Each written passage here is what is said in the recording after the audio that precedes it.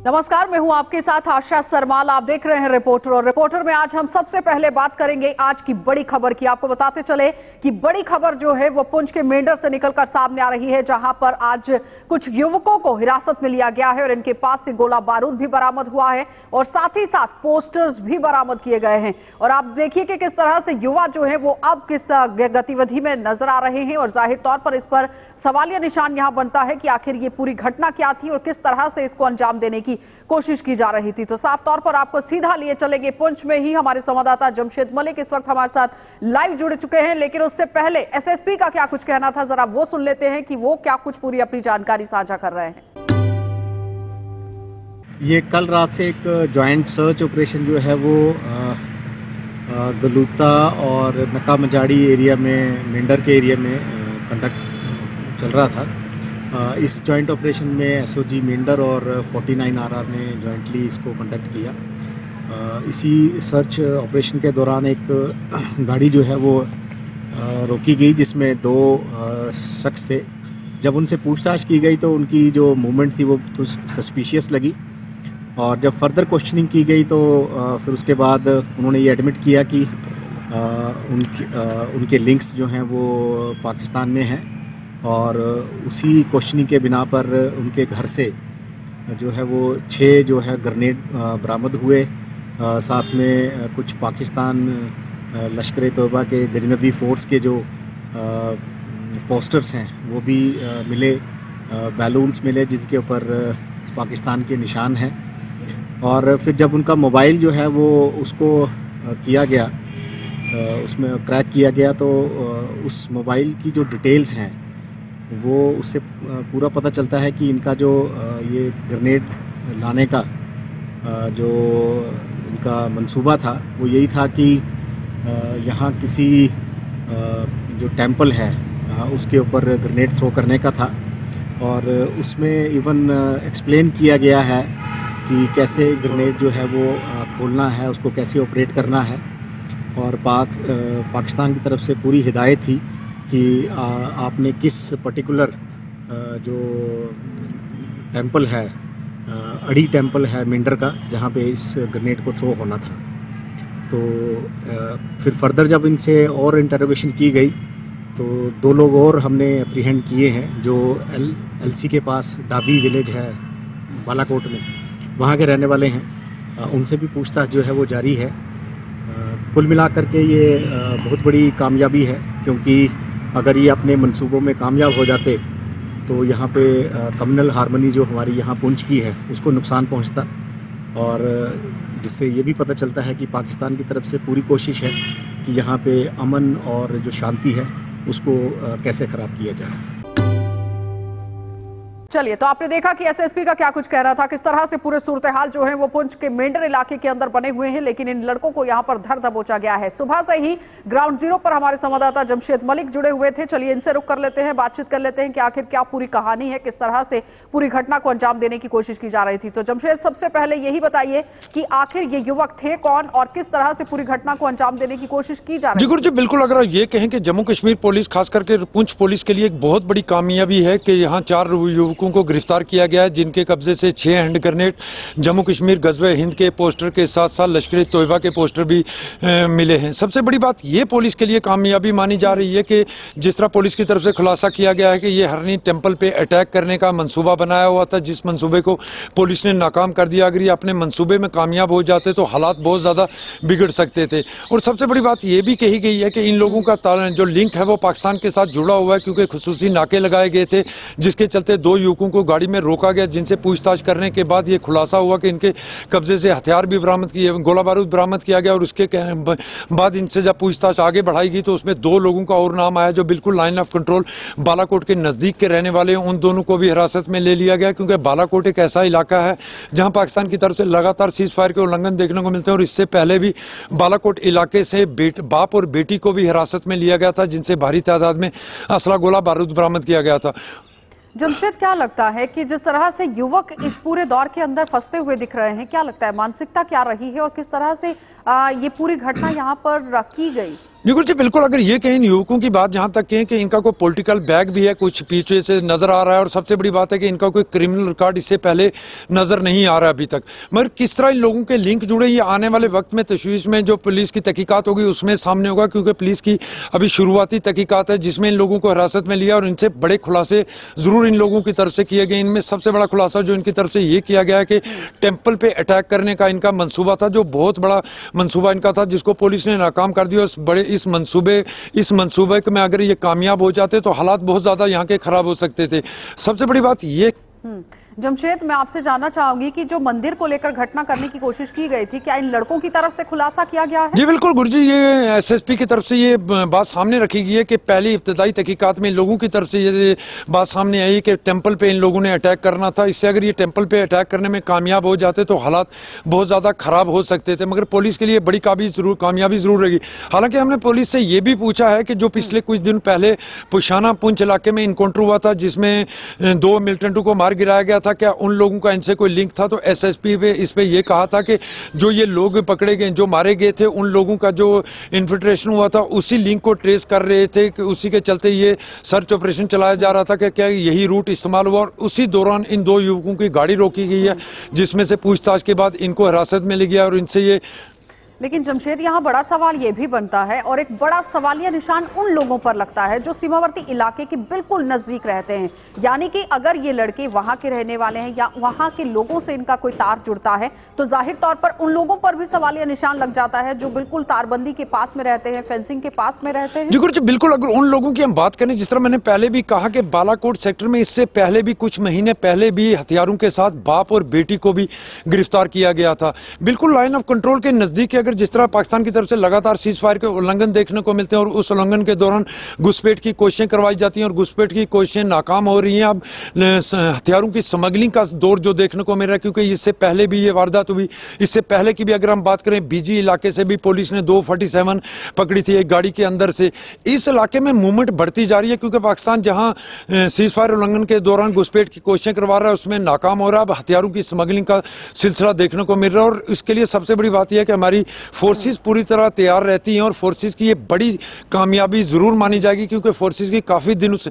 जी बिल्कुल, और सुरक्षा बलों को आज भी यहां पर कामयाबी हाथ लगी है। बहुत बहुत धन्यवाद जमशेद पूरी बातचीत के लिए। तो फिलहाल आपने देखा कि जमशेद मलिक ग्राउंड जीरो से हमारे साथ जुड़े हुए थे और सुबह से ही इस खबर पर पूरी तरह से नजर वो बनाए हुए हैं कि कैसे इन युवकों को यहां पर पकड़ा गया है, धर दबोचा गया है और एक एक करके युवक जो हैं अब बढ़ते जा रहे हैं। और जाहिर तौर पर आपने देखा कि एसएसपी पुंछ का भी क्या कुछ कहना था, किस तरह से वो पूरी बात का यहां पर खुलासा करते हुए नजर आए हैं कि एक मंदिर को टारगेट किया जाना था और बहुत बड़ी घटना यहां पेश होने वाली थी, लेकिन उससे पहले ही पुलिस ने जिस तरह से मुस्तैदी दिखाई है, हमारे सुरक्षा बलों ने मुस्तैदी दिखाई है, वो काबिल तारीफ है। लेकिन उसके बावजूद भी आप देखिए कि पाकिस्तान की तरफ से अगर बैठदस्तों को यहां घुसाने की फिराक में वो काम करता हुआ दिख रहा है तो जाहिर तौर पर मंसूबे यहां कामयाब नहीं होने वाले हैं। लेकिन उससे भी बड़ा सवाल यहां पर यह है कि अब इन युवकों के तार किन किन लोगों से जुड़े मिलते हैं, ये देखने वाली बात होगी और अब उन लोगों की भी नकेले कसा जाना बहुत जरूरी है।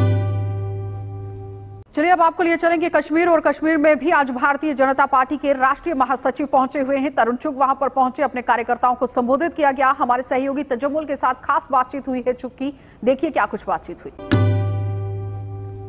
इंतखाबात के बाद भारतीय जनता पार्टी की कामयाबी आने वाले दिनों में किस चीज़ का संकेत है? विधानसभा इलेक्शन, डॉक्टर अब्दुल्ला के कैंपेन में मिस रहना। तरुण चुग जी हमारे साथ मौजूद हैं, कौमी जनरल सेक्रेटरी। बहुत बहुत शुक्रिया सर वापसी के लिए और आज इस सभा के लिए। क्या आने वाले दिनों में भारतीय जनता पार्टी का आज का ये रिजल्ट है विधानसभा चुनाव, सांसद के चुनावों के लिए एक पॉजिटिव और शुरुआत मानी जा सकती? ऐसा है कि मैं समझता हूँ कि बहुत अच्छी शुरुआत है कि 29 लाख लोग वोट करने के लिए आए, 50% 60% लोगों ने वोट किया और उससे बड़ी बात दिखने में आई कि 19 लाख लोगों ने गुपकार गैंग के खिलाफ वोट किया। 7 पार्टियां, 5 पूर्व मुख्यमंत्री, 2 दर्जन से ज्यादा मंत्री एक तरफ खड़े हैं और जनता कहती है इनको वोट नहीं करेंगे। क्या कारण है बताएं? क्यों नहीं एनसी के कैंडिडेट्स ने फारूक अब्दुल्ला साहब की फोटो लगाई, शेख अब्दुल्ला साहब की फोटो लगाई, अमर अब्दुल्ला जी की फोटो लगाई? क्या कारण है कि मुफ्ती साहब की फोटो पीडीपी के लोग नहीं लगा रहे, महबूबा की फोटो पीडीपी के लोग नहीं लगा रहे? क्योंकि इनके कैंडिडेट्स को ही पता है कि ये चेहरे जम्मू कश्मीर की जनता के सामने घृणा के पात्र हैं, जिन्होंने जम्मू कश्मीर को लूटा, विकास को रोका। आज कह रहे हैं कि हमारी पार्टियां, हमारे साथ लोग नहीं खड़े हो रहे। आप बताइए कि आपका किरदार क्या है, क्यों नहीं आपके साथ लोग खड़े हो रहे? उमर अब्दुल्ला साहब ने कहा कि अब किसी एक पार्टी को फायदा पहुंचाने के लिए यूटी सरकार और बीजेपी कार्यकर्ताओं को अरेस्ट कराती है और जोर जबरदस्ती जो एक इलेक्शन सिंबल से जीत कर आई हैं कैंडिडेट्स, उन्हें किसी मखसूस पार्टी की तरफ ज्वाइन करने के लिए जोर जबरदस्ती की जाती है। मैं पूछता हूं, कहां थे, कितनी सभाएं की उमर अब्दुल्ला जी ने? वो तो कश्मीर के बेटे हैं, जम्मू कश्मीर के बेटे हैं। कितनी सभाएं की फारूक अब्दुल्ला साहब ने? कितनी रैलियां निकाली? बताएं। हमारे मीर साहब थे, ये भाई साहब थे, एक एक कार्यकर्ता घर पे नहीं बैठा, गलियों में घूम रहे थे, वोट मांग रहे थे। कहाँ थे एनसी के नेता? कहाँ थे पीडीपी के नेता? कहाँ थे वो 7 पार्टियों के नेता? कहाँ हैं वो 5-5 मुख्यमंत्री लेकर चलने वाली पार्टियां? क्योंकि यहाँ की जनता को समझ आया है कि पिछले 70 साल यहाँ के नौजवानों के हाथों में कलम पकड़ाने के बजाय, विकास की रेखा पकड़ाने के बजाय, हुनर पकड़ाने के बजाय हथियार पकड़ा दिए, पत्थर पकड़ा दिए, बच्चों के विकास को रोक दिया। लोग पूछते हैं, बताइए कहाँ है स्कूल, कहाँ है हॉस्पिटल? मोदी आया, 5 लाख का बीमा हर गरीब आदमी को दे रहा है और आप क्यों नहीं दे पाए? मोदी आया, घर पे गैस पहुंचा रहा है, आप क्यों नहीं दे पाए? मोदी आया, घर घर में शौचालय जा रहा है, आप क्यों नहीं दे पाए? मोदी कह रहा है हर घर में बिजली पहुंचाऊंगा, हर घर में पीने का पानी पहुंचाऊंगा, गरीबी से छुटकारा दिलाऊंगा, हर व्यक्ति को घर दिलाऊंगा। ये लोग आज रिजल्ट चाहते हैं। लोग चाहते हैं कि हाथ में करके दिखाइए। हमने करके दिखाया है और जनता ने, मैं धन्यवाद करता हूं जम्मू कश्मीर के 19 लाख लोगों को।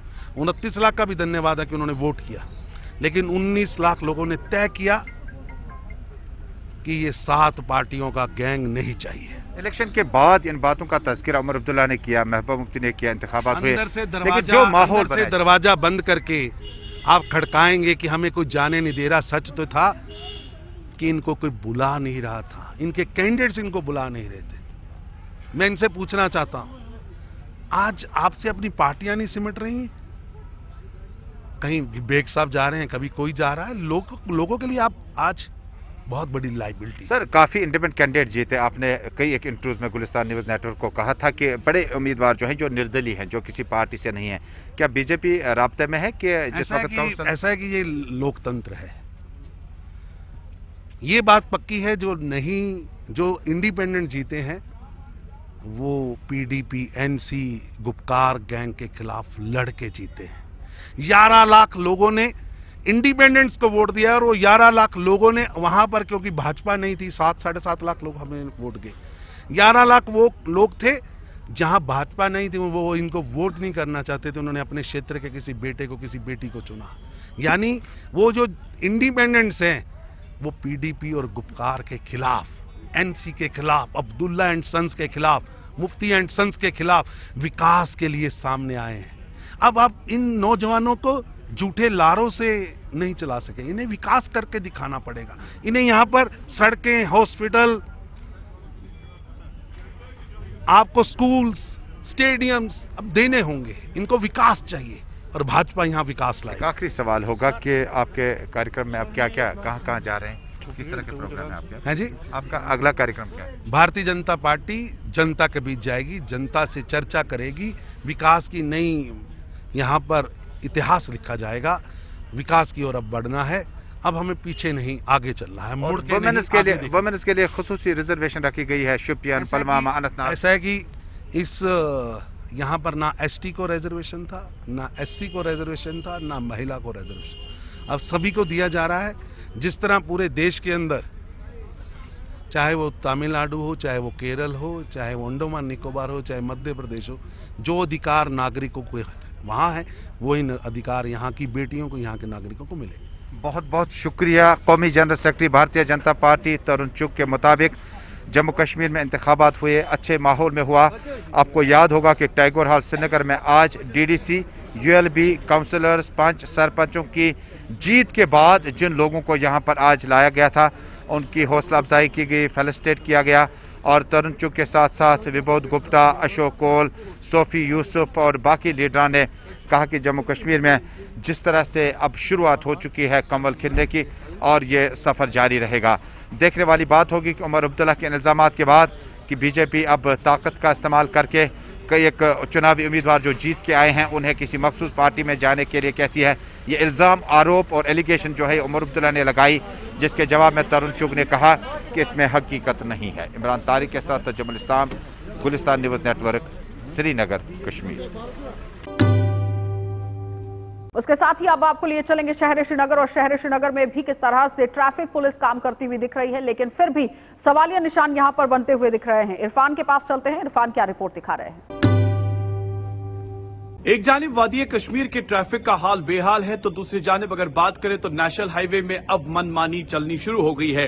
वो मनमानी जहां पर हम देखते हैं कि कहीं न कहीं यू टर्न के मामलात है, और उन्हीं यू टर्न को लेकर पुलिस भी नाजायज फायदा उठा रही है। यानी हमने देखा कि नेशनल हाईवे नौगाम बाईपास चौक से भी कुछ गाड़ियां, जी हां, जिनका रूट है नहीं बल्कि रॉन्ग वे से गाड़ियों को चलाते हैं और उसके बाद जी हां अपनी मनमानी दिखाते हैं। अगर बात करें ट्रैफिक हुकाम को लेकर तो आए रोज बड़े बड़े दावे बुलंद करती रहती है, और आज सुबह सुबह ऐसा ही वाकया हमने भी देखा, जबकि हम देख रहे हैं कि पुलिस की गाड़ियां रॉन्ग साइड से चलती है और लोकल उसके शिकार हो जाते हैं। जबकि ये बात ट्रैफिक हुकाम तक भी पहुंचाई तो उनका मानना है कि मामला देख रहे हैं।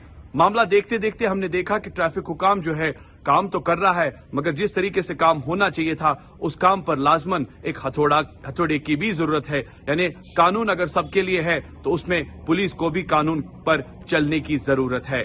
गुलिस्तान न्यूज और JK 24/7 न्यूज के लिए सईद इरफान फाजिल।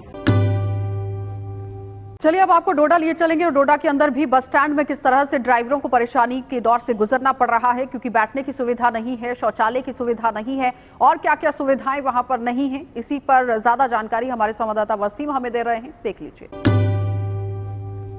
अभी हम ठीक पुलिस लाइन के बिल्कुल बाहर खड़े हैं, और ये साथ में देख सकते हैं आप मेरे इर्द गिर्द में कितने लोग हैं। ये सारे ड्राइवर लोग हैं। इनका ये मानना है कि जो आप सामने देख सकते हैं गाड़ियां लगी हैं, यहाँ पे एक मिनी बस स्टैंड बनाया गया है, और काफ़ी पहले ये बस स्टैंड यहाँ पे दिया गया था इन लोगों को, और यहाँ पे कोई भी फैसिलिटीज़ है, ना ही कोई सिटिंग अरेंजमेंट है यहाँ पे, और काफ़ी परेशानियों का सामना लोगों को करना पड़ता है। मेरे साथ कुछ ड्राइवर भी, इनसे बात कर लेते हैं, इनसे जानते हैं किस तरह की परेशानियों का सामना। आपका नाम? जी, मेरा नाम दानिश है।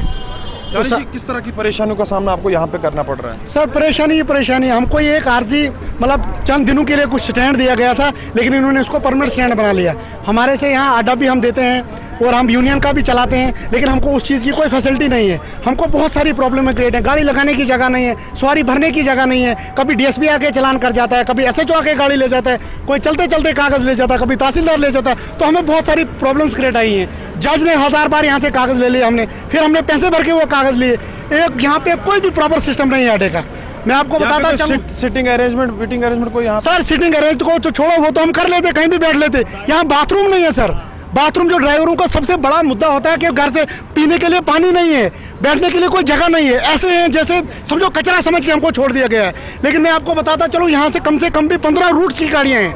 आप इस वक्त भी देखोगे पीछे तक गाड़ियाँ हैं, फिर हमने लोगों के बैग उठा के उधर पहुँचाने होते हैं। ड्राइवरों की यहाँ बहुत बेइज्जती हो रही है। यहाँ पे कोई अरेंजमेंट नहीं है, कोई गाड़ियों का कोई सिस्टम नहीं है। मैं आपको बताता चलूँ कि इतना बुरा हाल है कि यहाँ ड्राइवर 2 दिन के बाद बीमार होता है। गर्दा गंद, न गाड़ी लगाने की जगह। ये किसने बोला था आपको यहाँ पे आप गाड़ियाँ लगाएं कुछ टाइम के लिए, उसके बाद आपको बस स्टैंड दिया जाएगा? जनाब, यहाँ पहले आज से कोई 2 साल पहले यहाँ जुबैर साहब एक RTO थे, उन्होंने हमको बस स्टैंड से निकाला और यहाँ पे लाया कि क्या है कि आप ऐसा करो कि 15-20 दिन तक, तब भी कोई इलेक्शन का ऐसा कोई मसला था कि सिटी में जाम लगता है, 10-15 दिन के लिए यहाँ खड़े हो जाओ, हम आपका अरेंजमेंट करेंगे, आपके लिए बस स्टैंड बनाएंगे। लेकिन हमको यहाँ लाया तो छोड़ दिया। कभी जो ही कोई बड़ा कोई SP आया होता है या कोई बाहर से आया होता है, हमको यहाँ से पीछे धकेल लेते हैं। यार चनार के आगे अपनी गाड़ी नहीं लानी है, चनार के पीछे लगाओ, फिर तुम मरो डूबो, तुम जो करो, हमको उससे मतलब नहीं है। हम एडमिनिस्ट्रेशन से ये अपील करते हैं, कम से कम हमारे बारे में सोचो। या तो हम अड्डा नहीं लेते हैं, हम टोन का भी देते हैं। टोन में इंटर हुए तो टोन वाला पहले खड़े हो जाता, हमारे 50 रुपये हम यूनियन का देते हैं। गाड़ी का पूरा ख्याल रखते हैं, लेकिन हमारा किसी ने नहीं सोचा। हमें पिछले 2 साल से यहाँ पे परेशानियों का सामना कर रहे हैं। नंबर 1, यहाँ पे बाथरूम नहीं है। कोई ऐसा ड्राइवर हो जिसको पेचेस लग जाए, वो यहाँ से क्या अड्डे बाथरूम पहुँचेगा? और इनको हर चीज़ का हमें मुश्किल यहाँ पे है। ना कोई खाने का ढाबा है यहाँ पे सिस्टम है, और यहाँ पे रोड में गाड़ियाँ लगती है। जो SHO आए, DSP आए, हमारे कागज लेके थाने पहुँचते हैं, गाड़ियाँ थाने लगाओ जी। आपका नाम क्या है? सजाद अहमद साहब। सजाद जी, क्या बताना चाहेंगे बस स्टैंड के अंदर किस तरह की परेशानियों का सामना आपको करना पड़ रहा है? सर इधर बहुत ही परेशानी। अगर इधर किसी को प्यास लगती है, जब तक उसको कहीं होटल से पानी लाने जाते हैं तब तक वो डेथ ही हो जाता है। इधर सर ना होटल है, ना इधर कोई बाथरूम है। बस इधर जो ही गाड़ी कहीं खड़ी होती है, कहीं ट्रैफिक वाले आ जाते हैं तो बस नो पार्किंग चलान कर देते हैं। ना हमें अड्डा है, ना हम जाएँ कहाँ। जाती है? सर इधर तो बहुत ही हालत खराब है, जब इधर है ही नहीं, पानी पिलाने वाला कोई नहीं, इधर क्या करेंगे सर?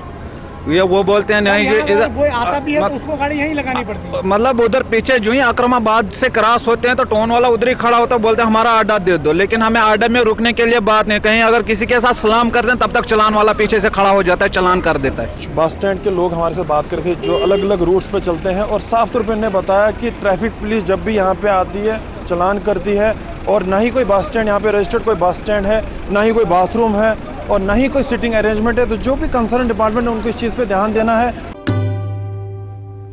उसके साथ ही आपको लिए चलेंगे जिला कठुआ, और कठुआ से भी सरबजीत हमारे साथ जुड़ रहे हैं और रोकथाम किस तरह से कोरोना वायरस को लेकर करनी है, इस पर पूरी जानकारी सरबजीत दे रहे हैं। देख लीजिए क्या पूरी जानकारी है। कोरोना वायरस से बचने और इसकी रोकथाम को लेकर जिला पुलिस की ओर से एक जागरूकता अभियान चलाया जा रहा है। आपको बता दें कि सभी थानों में इस तरह के जागरूकता अभियान चलाए जा रहे हैं जिला पुलिस कठुआ की ओर से, और सिविक एक्शन प्रोग्राम के तहत ये कार्यक्रम का आयोजन किया जा रहा है।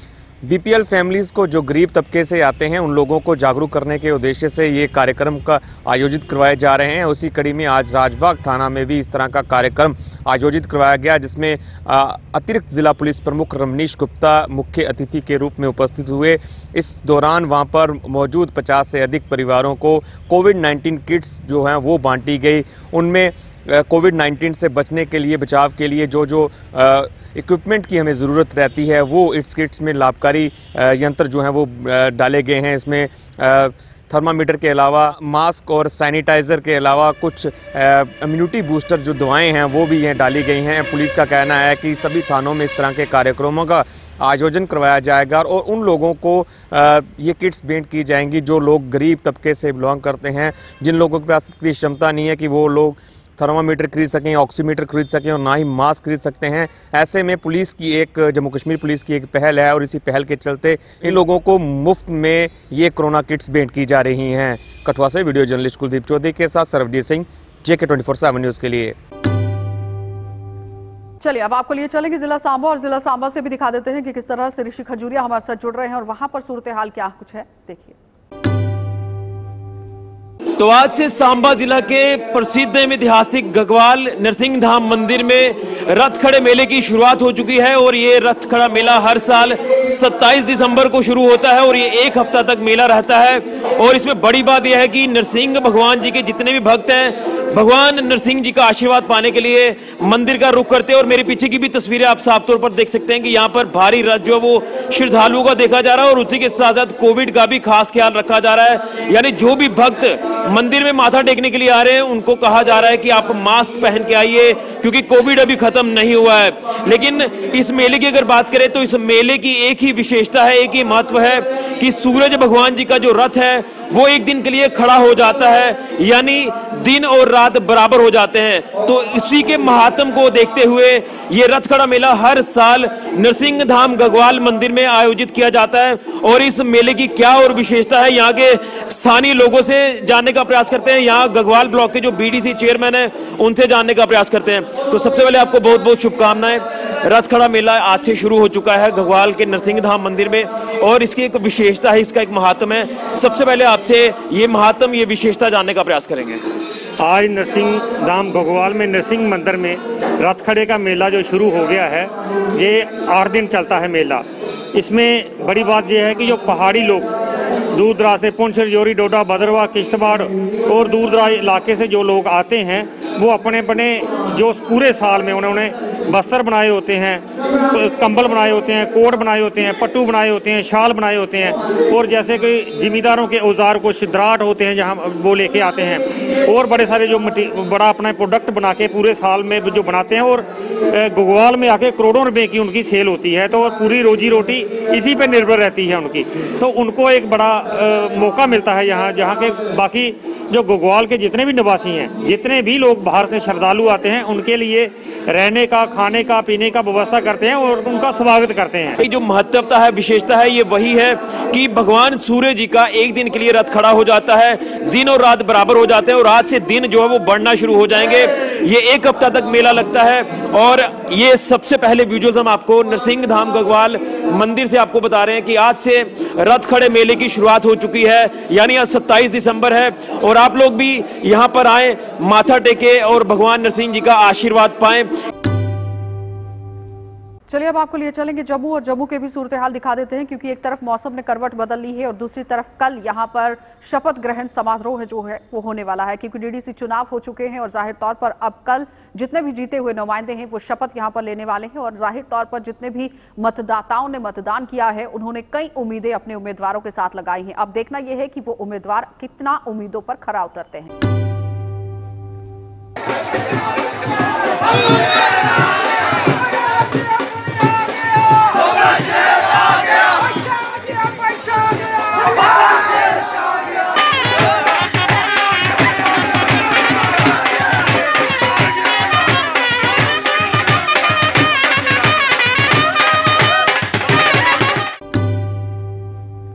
चलिए, तो आपने देखा कि कार्यक्रम में किस तरह से सबसे बड़ी खबर जो आज पुंछ से रही है, पुंछ के मेंढर इलाके की अगर हम बात करें तो यहां पर काफी ज्यादा युवकों को धर दबोचा गया है और अब यहां पुलिस लगातार मुस्तैदी बरतती हुई नजर आ रही है। हमारे जवान हर वक्त यहां पर कमर कसे हुए हैं, लेकिन उसके बावजूद भी आप देखिए कि पाकिस्तान किस तरह से हरकतें करने की कोशिश कर रहा है, लेकिन वो नहीं जानता कि सुरक्षा बल किस तरह से डटे हुए हैं और हर एक मंसूबे को किस तरह से खदेड़ना है, नाको चने किस तरह से दुश्मन को चबाने हैं, ये बहुत अच्छे से हमारे सुरक्षा बल जानते हैं। और आपने देखा कि आज उसी नक्शे कदमों पर काम भी हुआ है, क्योंकि आज हमारे सुरक्षा बलों को काफी ज्यादा बड़ी एक कामयाबी हासिल हुई है। आप देखते रहिए कार्यक्रम।